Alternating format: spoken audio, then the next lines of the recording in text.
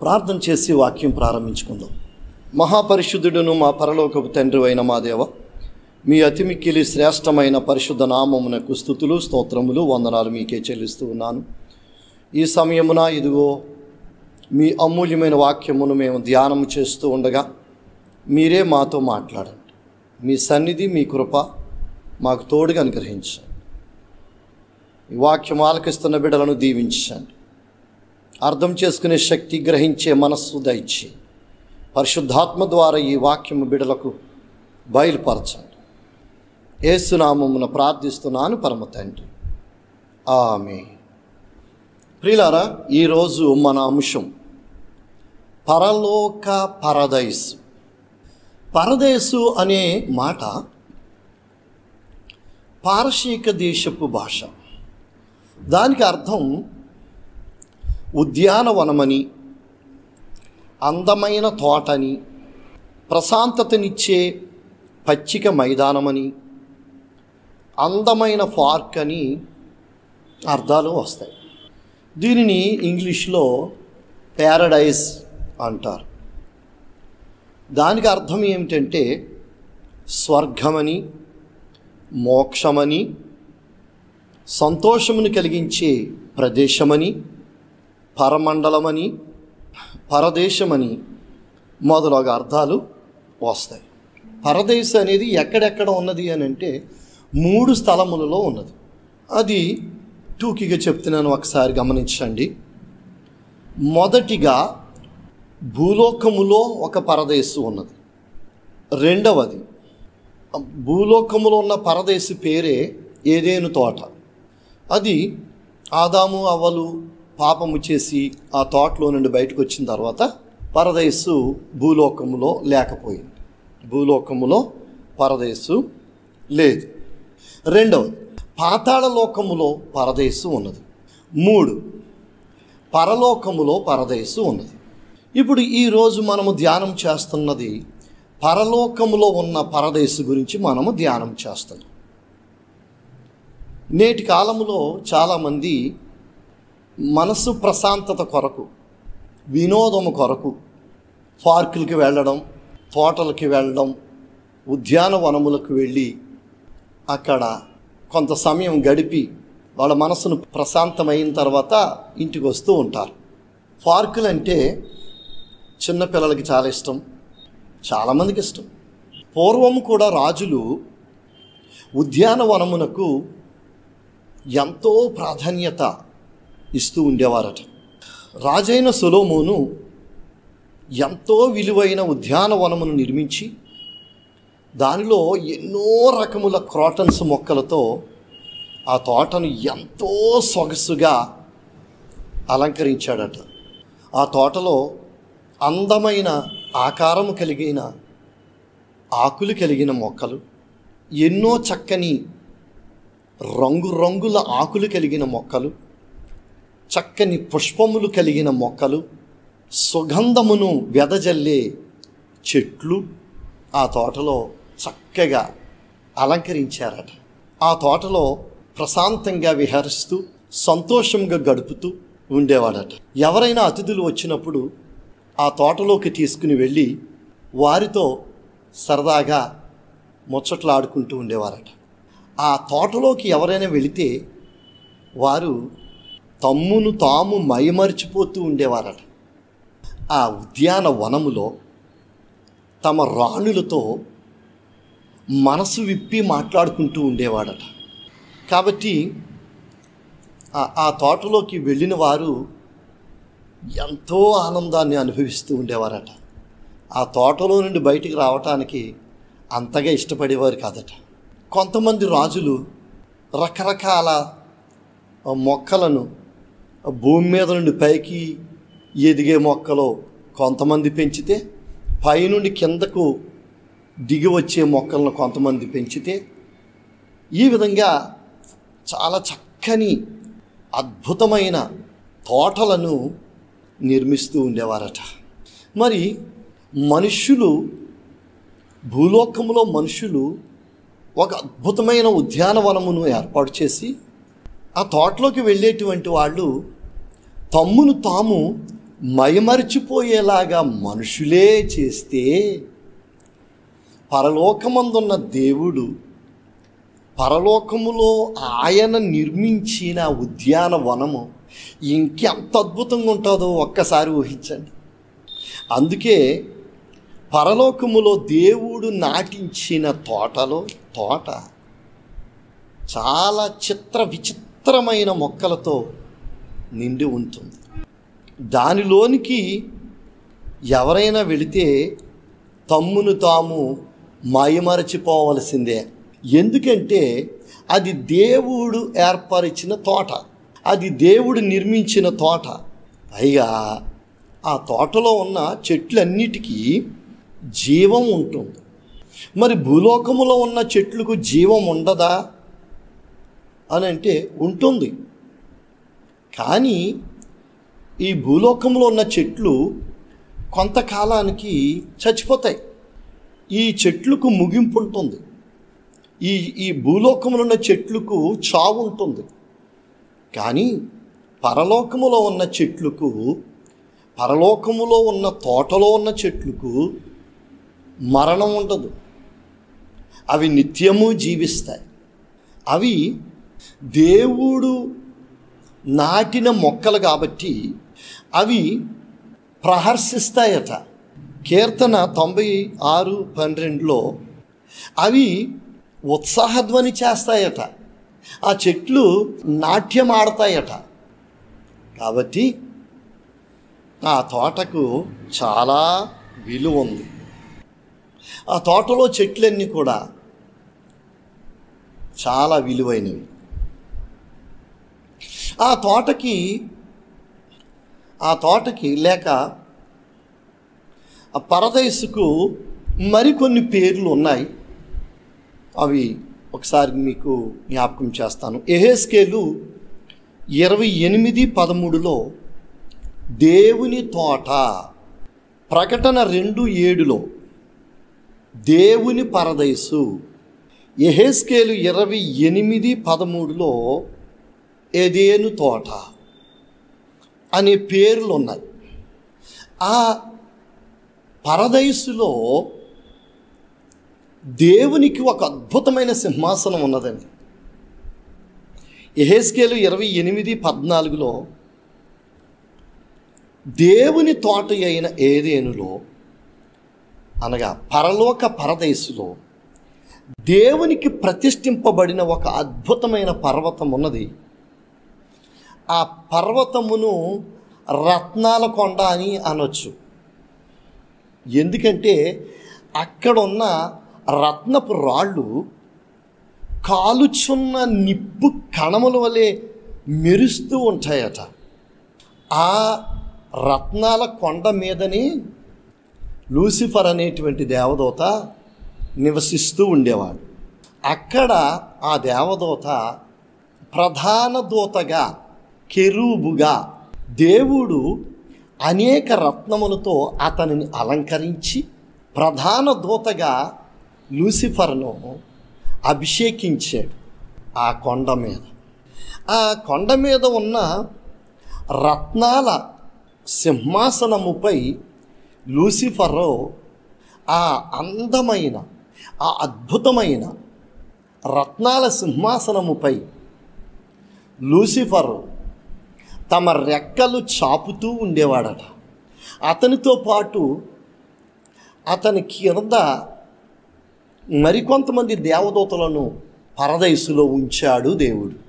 నూతన యెరూషలేము అను పట్టణములో పరదేశు అనే దేవుని తోట మన భూలోకములో ఉన్న పార్కులు లాంటిది కాదండి. మన భూలోకంలో ఉన్న తోటల లాంటివి కాదండి. అది చాలా పెద్దది. బహుశా అది ఎంత ఉంటుందంటే, నూతన యెరూషలేము పట్టణం గురించి చెప్పుకుంటూ నూతన యెరూషలేము అను పట్టణము ఎంత ఉంటుందని చెప్పుకున్నాం. దగ్గరగా మన ఇండియా దేశం అంత ఉంటుందని చెప్పుకున్నాం. మన ఇండియా దేశం అంత ఉన్న పట్టణములో ఇంచుమించుగా 10 రాష్ట్రాలు కలిపితే ఎంత స్థలం ఉంటుందో అంత స్థలం ఉండొచ్చండి. పరలోకములో ఉన్న పరదేశు అను దేవుని తోట ఉండే స్థలం అంత ఉండొచ్చు అని. అది ఎంతో అందమైన తోట, ఎంతో ఆకర్షణీయమైన తోట. ఎన్నో లక్షల రకములు క్రాటన్స్ మొక్కలతో, చెట్లతో, రంగురంగుల ఆకులు కలిగిన మొక్కలతో, రంగురంగుల పూలు కలిగిన మొక్కలతో, సుగంధాలు వెదజల్లే చెట్లుతో, పచ్చని అద్భుతమైన తోట పరదేశ్. అయితే ఆ పరదేశులో అనేకమైన చెట్లు ఉండగా కొన్ని చెట్ల గురించి మాత్రమే మనకి బైబిల్లో చెప్పబడింది. అవి ప్రకటన 2:7లో జీవవృక్షము గురించి వ్రాయబడింది. ప్రకటన 7:9లో లెక్కింప శక్యము కాని పరిశుద్ధుల సమూహము ఖర్జూర మట్టలతో దేవుని స్తుతించుచున్నారని మనకి ఆ వచనములో వ్రాయబడుతుంది. ఖర్జూర మట్టలు అంటే ఖర్జూరపు ఆకులతో వారు దేవుని స్తుతించారట. మరి ఖర్జూరపు చెట్లు ఉంటేనే కదా ఆకులుండేది. కాబట్టి ఖర్జూరపు చెట్లు కూడా పరలోకములో ఉన్నాయని మనకి ఈ వాక్యం ద్వారా రుజువవుతుంది. జకరియా 4:3లోను, ప్రకటన 11:4లోను ఒలీవ చెట్లు ఉన్నట్లుగా మనకి అక్కడ కొంచెం ఆధారం కనిపిస్తుంది. కీర్తన 96:12లో వన వృక్షములన్నీ ఉత్సాహధ్వని చేయును అని కనిపిస్తుంది. కాబట్టి జీవవృక్షములు, ఖర్జూర వృక్షములు, ఒలీవ వృక్షములు, ఉద్యానవనములో ఉన్న వృక్షములన్నీ కూడా ఉత్సాహధ్వని చేస్తూ, నాట్యము చేస్తూ ఎంతో సంతోషంగా ఆ తోటలో అవి నివసిస్తూ ఉంటాయట. అయితే ఆ తోటలో అతి ప్రాముఖ్యమైన వృక్షము పేరు జీవవృక్షము. పరదేశులో రాజవీధి ఉన్నదండి. ప్రకటన 21:21లో మేలిమి బంగారముతో వేయబడిన పట్టణపు రాజవీధి శుద్ధ సువర్ణమయమై స్వచ్ఛమైన స్ఫటికమును పోలి ఉన్నది. ఎంత అద్భుతమైన మాట! శుద్ధ సువర్ణము అనే మాటకు అర్థం ఏంటంటే మేలిమి బంగారము, స్వచ్ఛమైన స్ఫటికము అంటే తళతళ మెరుస్తూ ఉన్న గాజు అద్దము అని. ఈ రాజవీధి మేలిమి బంగారముతో వేయబడి స్వచ్ఛమైన స్ఫటికము వలె, గాజు వలె, వజ్రము వలె తళ తళ తళ తళమని మెరుస్తూ ఉండే రాజవీధి ఉన్నదటండి నూతన యెరూషలేము పట్టణములో. అది నూతన యెరూషలేము పట్టణములో ఉన్న తండ్రి అయిన దేవుని సింహాసనము యొద్ద నుండి ప్రారంభమై పరదైసు అను దేవుని తోటలో మధ్యలో నుండి ఆ పట్టణము చివరి వరకు ఉంటుంది ఆ రాజవీధి. అది ఎంత పొడవు ఉంటుందంటే 2413 కిలోమీటర్ల దూరం ఉంటుందండి. ఎంత పెద్ద రాజవీధి చూడండి. ఆ రాజవీధి రెండుగా చీలిపోయి ఆ రాజవీధి మధ్య నుండి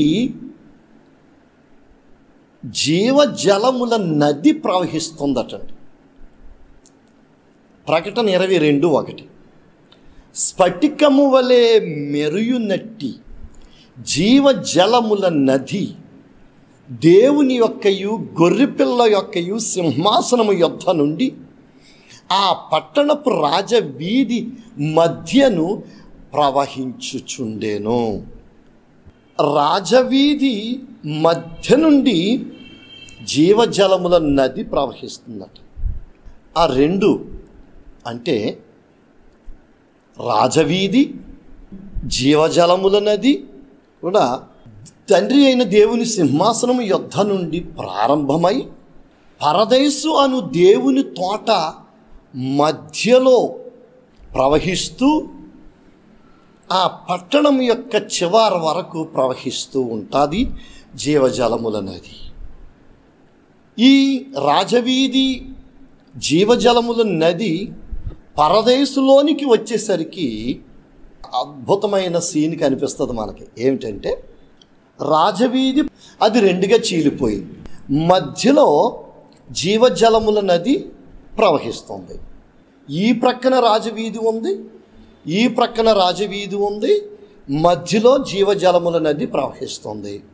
ఆ జీవజలముల నదికి ఈవల ప్రక్క ఆవల ప్రక్క వరుసగా జీవవృక్షములు మొలిచి ఉంటాయట.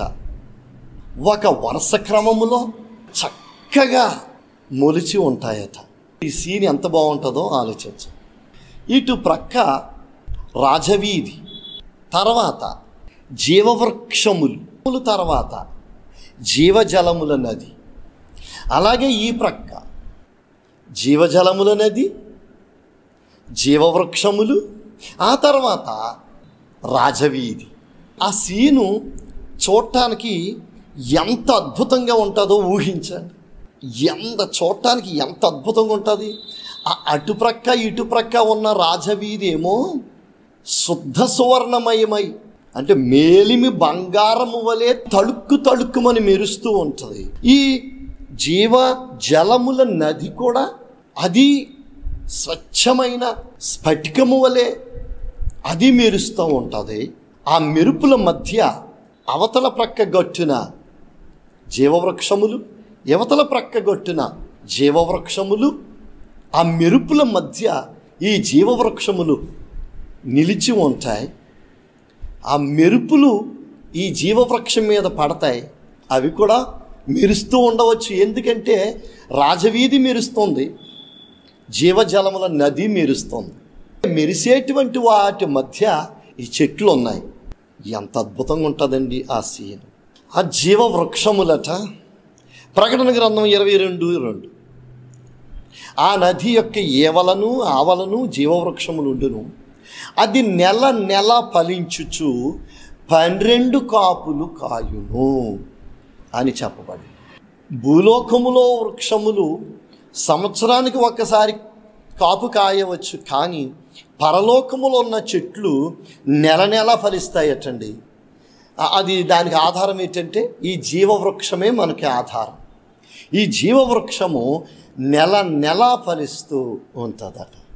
ప్రకటన 2:7 చెప్పబడింది, జయించిన వారు దేవుని పరదైసులో ఉన్న జీవవృక్ష ఫలములను భుజింపచేతును అని వ్రాయబడి. గతములో కొంతమంది బోధకులు ఏం బోధించారంటే పరలోకములో తినడం కానీ త్రాగడం కానీ లేదు అని బోధించారు. కానీ ఈ వాక్యం మనకి ఏం నేర్పిస్తుంది? దేవుడు జయించిన భక్తులకు జీవవృక్ష ఫలములు భుజింపచేస్తాను అంటున్నాడు. అంటే తినడం ఉందా లేదా? తినడం ఉంది. జీవ జలములు త్రాగిస్తాను అంటున్నాడు. త్రాగడం ఉందా లేదా? ఉంది. మరి తినడం త్రాగడం ఎక్కడ లేదు అని అంటే అది వచ్చే పాఠములో చెప్తాను. తినడం త్రాగడం ఎక్కడ లేదో, తినడం త్రాగడం ఎక్కడుందో ఈ విషయాలు నేను మీకు తెలియచేస్తున్నాను. పరలోకములో తినడం ఉంది, త్రాగడం ఉంది. పరలోకములోనే తినడం లేని ప్రదేశం, త్రాగడం లేని ప్రదేశం ఒకటి ఉంది. అది వచ్చే పాఠంలో చెప్తాను. అయితే నెల నెల ఫలిస్తాయి జీవవృక్షములు. ఇక ఆ తోటలో ఉన్న చెట్లన్నీ కూడా నెల నెల ఫలిస్తూనే ఉంటాయి. అక్కడ ఒక అద్భుతమైనటువంటి ఆహారం కూడా ఉన్నదండోయ్. దాని పేరు మరుగైన మన్నా. ప్రకటన గ్రంథం 2:17 సంగములతో ఆత్మ చెప్పుచున్న మాట చెవిగలవాడు వినుగాక. జయించు వానికి మరుగయున్న మన్నాను భుజింపనిత్తును. చూసారా, ఈ వచనాలు మనకి ఏమి నేర్పిస్తున్నాయండి? పరలోకములో తినడం ఉన్నది అని నేర్పిస్తుంది. మరి పరలోకములో దేవుని పెండ్లి విందు ఉన్నది. విందు అనగానే భోంచేయడమే కదా, భుజించడమే కదా. కాబట్టి పరలోకములో తినడం అనేది ఉన్నది. కొరింథీయులకు వ్రాసిన 2వ పత్రిక 12:3 అపోస్తలుడైన పౌలు పరదేశుకు వెళ్ళి వచింప సఖ్యము కాని మాటలు విన్నాడట. పౌలు గారు వెళ్ళి చూసి వచ్చింది ఆ పరదేశినే చూసి వచ్చాడు. అక్కడ వినిన మాటలట మనుషులు పలకకూడదంట. ప్రియులారా, ఇందాక మనం చెప్పుకున్నాం కదా, పరదేశి అనేది 3 చోట్ల ఉన్నదని. ఒకసారి అది మరలా నేను మీకు జ్ఞాపకం చేస్తాను. భూలోకములో ఒక పరదేశు, పాతాళలోకములో ఒక పరదేశు, పరలోకములో ఒక పరదేశు ఉన్నట్లుగా మనకు బైబిల్లో ఆధారాలు ఉన్నాయి. దేవుడు ఆదాము అవ్వలను సృష్టించినప్పుడు భూలోకములో ఏదేను అను తోట వేసి తాను నిర్మించిన నరుని ఆ తోటలో పెట్టాడు. ఆ తోట పేరే పరదేశం. ఆదికాండం 2:9 మరియు దేవుడైన యెహోవా చూపునకు రమ్యమైనదియు ఆహారమునకు మంచిదియునైన ప్రతి వృక్షమును ఆ తోట మధ్యను జీవవృక్షమును మంచి చెడ్డల తెలివినిచ్చు వృక్షమును నేల నుండి మొలిపించాను. ఆదికాండం 3వ అధ్యాయంలో చూసినప్పుడు ఆదాము అవ్వలు జీవవృక్ష ఫలములను తినకుండా దేవుడు తినొద్దని చెప్పిన మంచి చెడ్డల తెలివినిచ్చు వృక్ష ఫలములు తినినందున వారు ఆదికాండం 3:24 ఆ తోటలో నుండి బయటకు త్రోసివేయబడ్డారు. ఆదాము అవ్వ భూలోకములో ఉన్న ఎదేను అనేటువంటి పరదేశులో ఉన్న జీవవృక్ష ఫలములు భుజించి ఉంటే ఈ ప్రపంచ పరిస్థితి ఎలా ఉండునో తెలియదు. కానీ జీవమునిచ్చే వృక్ష ఫలమును భుజించకుండా మరణమునిచ్చే మంచి చెడ్డల తెలివినిచ్చు వృక్ష ఫలములు భుజించి మరణం తెచ్చుకున్నారు. వాళ్ళను బట్టి ఈ ప్రపంచానికి అంతటికీ మరణము సంభవించింది. అందుచేత ఆ తోటలో నుండి బయటికి నెట్టవేయబడ్డారు.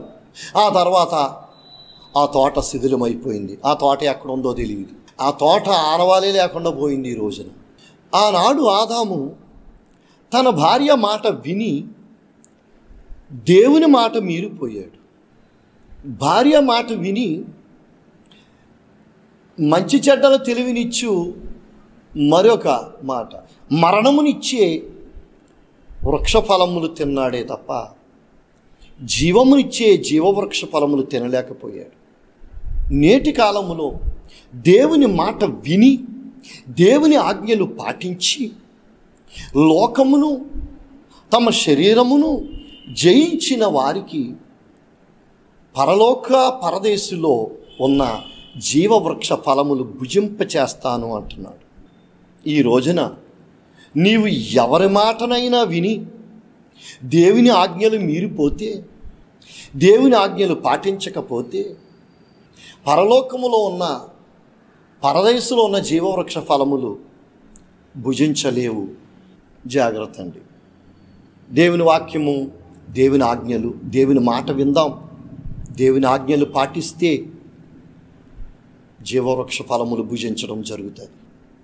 ఆదాము అవ్వ పోగొట్టుకున్న మహాభాగ్యము దేవుడు ఆయన నమ్ముకున్న వాళ్ళందరికీ ఇవ్వటానికి సిద్ధం చేసి ఉంచాడు. అవి తినే భాగ్యం దేవుడు మనకి ఇచ్చాడు. వాటిని మనము భుజించటానికి సిద్ధపడాలి. ప్రియులారా, ఈ యొక్క ఎదెను తోట లేక పరలోకములో ఉన్న పరదేశు నూతన యెరూషలేము అను అద్భుతమైన పట్టణము మధ్యలో ఉంటుంది అని మనము చెప్పుకున్నామే. ఆ తోటలోకి, ఆ దేవుని పరదేశులోకి వెళ్ళటానికి కూడా పరలోకములోనికి వెళ్ళిన వాళ్ళందరికీ ఈ పరదేశులోకి వెళ్ళే అవకాశం ఉండదు. ఆ నూతన యెరూషలేము అనే పట్టణములో ఉన్న దేవుని పరదేశులో ఉన్న జీవవృక్షమును భుజించాలంటే దానికి కొన్ని అర్హతలు ఉన్నాయి. ఏమిటి ఆ అర్హతలు అని అంటే ప్రియులారా, ప్రకటన గ్రంథం 22:14 చెప్పబడుతుంది, జీవవృక్షమునకు హక్కుదారులై హక్కు గలవారై గుమ్మముల గుండా పట్టణములోనికి ప్రవేశించినట్లు తమ వస్త్రములను ఉతుకుకునివారు ధన్యులు అని వ్రాయబడింది.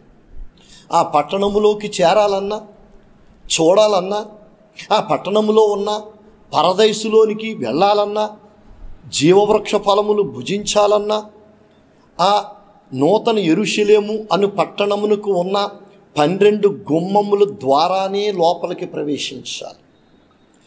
ఎవరు లోపలికి ప్రవేశిస్తారు అని అంటే ప్రియులారా, తమ వస్త్రములను ఉతుకుకుని వారు ప్రవేశిస్తారట. వస్త్రములంటే అర్థమేంటి? తమ హృదయము అను వస్త్రమును ఉతుకుకునివారు అంటే పరిపూర్ణ పరిశుద్ధత కలిగిన వారు మాత్రమే ప్రవేశిస్తారు. పరిపూర్ణ హృదయ శుద్ధి కలిగిన వారే ఆ జీవవృక్షమున్న పరదైసులోనికి ప్రవేశించటానికి హక్కుదారులు అవుతారు. రెండవ అద్భుతమైన పాయింట్ ఏమిటంటే, వారు గొర్రె పిల్ల జీవ గ్రంథములో వారి పేరు వ్రాయబడి ఉండాలట. వారే పరదైసులోనికి ప్రవేశిస్తారట. చూడండి, ప్రకటన 21:27 గొర్రెపిల్ల యొక్క జీవ గ్రంథమందు వ్రాయబడిన వారే దానిలో ప్రవేశింతురు. 3 జీవగ్రంథములను మనం చూస్తుంటామండి. 1 పరిశుద్ధుల పేర్లు వ్రాయబడిన జీవగ్రంథం, 2 వేరొక జీవగ్రంథం, 3 గొర్రెపిల్ల జీవగ్రంథం అను 3 జీవగ్రంథాలు ఉన్నాయి. మనము భూలోకములో ఉండగా పరిశుద్ధుల కొరకైన వ్రాయబడిన జీవగ్రంథములో మన పేరు వ్రాయబడితే మనం పరలోకములోనికి చేరతాం. పరలోకములోనికి చేరిన తర్వాత గొర్రెపిల్ల జీవగ్రంథములో మన పేరు వ్రాయబడితేనే నూతన యెరూషలేము పట్టణములోనికి వెళ్ళి జీవవృక్షములను చూచుటకు, జీవవృక్ష ఫలములను తినుటకు హక్కు, ఆ అవకాశము మనము కలిగి ఉంచాం. కాబట్టి మన హృదయం అనే వస్త్రము మలినము కాకుండా, పాపముతో మరకలతో, పాప మరకలతో మాసిపోకుండా, మలినమైన మన హృదయములు పాపపు మరకలతో నింపబడిన మన హృదయమును వాక్యమనే ఉదక స్నానము ద్వారా శుద్ధి చేసుకుంటూ, ఉతుక్కుంటూ, పరిశుద్ధపరచబడుతూ మన హృదయం అనే వస్త్రమును తెలుపు చేసుకున్న ఎడల మనము గుమ్మము గుండా నూతన యెరూషలేము పట్టణంలోనికి ప్రవేశిస్తాం. అప్పుడు పరదేశి అనేటువంటి దేవుని తోటలోనికి ప్రవేశించి జీవవృక్ష ఫలములు భుజిస్తాం.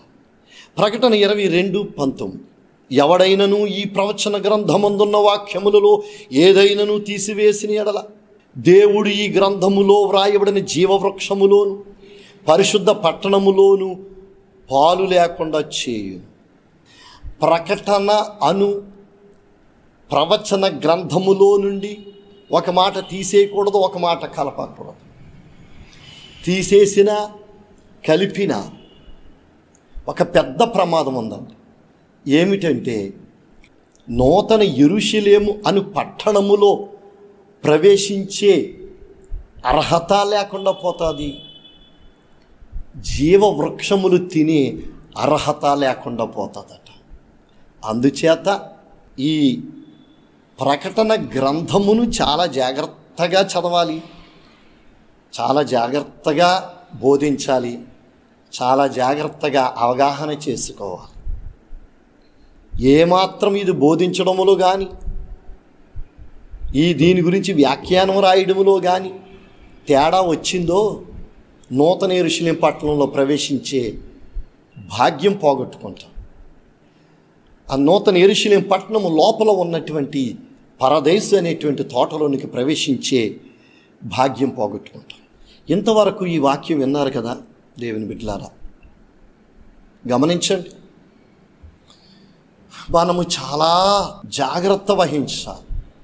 పరలోకములోనికి ప్రవేశించడం ఒక భాగ్యమైతే,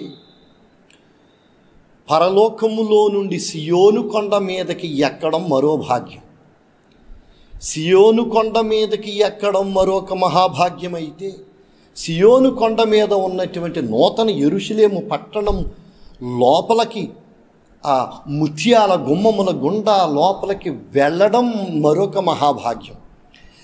అలా వెళ్ళడం మరో మహాభాగ్యం అయితే, ఆ యొక్క నూతన యెరూషలేము అను మహాపట్టణము లోపల ఉన్న దేవుని తోట అయిన పరదైసులోనికి ప్రవేశించి జీవవృక్ష ఫలములు తినడం మరీ మహాభాగ్యం అవుతుంది. అట్టి మహాభాగ్యము మనం పొందుకోవాలంటే ఈ భూలోకములో పాపములు విడిచిపెట్టి పరిశుద్ధతను కలిగి ఉండి యేసయ్యను నమ్ముకుని తమ పాపములను కడిగివేసుకుని తమ హృదయమనే వస్త్రమును పరిశుద్ధపరుచుకుని కడవరకు మరణము వరకు నమ్మకముగా దేవుని భక్తిలో నమ్మకముగా ఉన్న వారు మాత్రమే ఈ మహాభాగ్యమును పొందుకుంటారు. అట్టి భాగ్యము పొందుకుందాం. అట్టి భాగ్యము మీరు పొందాలని కోరుకుంటున్నాను. సిద్ధపడండి, పరిశుద్ధులుగా జీవించండి. ప్రభు ఈ వాక్యం మన వినికిడిలో దీవించుగాక. ఆమేన్. ప్రార్థన చేసుకుందాం. మహాపరిశుద్ధుడును మా పరలోకపు తండ్రివైన మా దేవ, మీ అతి మిక్కిలి శ్రేష్టమైన పరిశుద్ధ నామమునకు స్తుతులు, స్తోత్రములు, వందనాలు మీకే చెల్లిస్తున్నాం. ఇంతవరకు పరలోక పరదైసు గురించి నేర్చుకున్నాం. ఈ వాక్యం ఆలకించి నీ భక్తులందరినీ ఒక్కొక్కరిని పేరు పేరు చెప్పున దీవించి ఆశీర్వదించమని యేసు నామమున ప్రార్థిస్తున్నాము పరమ తండ్రి. ఆమేన్. ఆశీర్వాదం.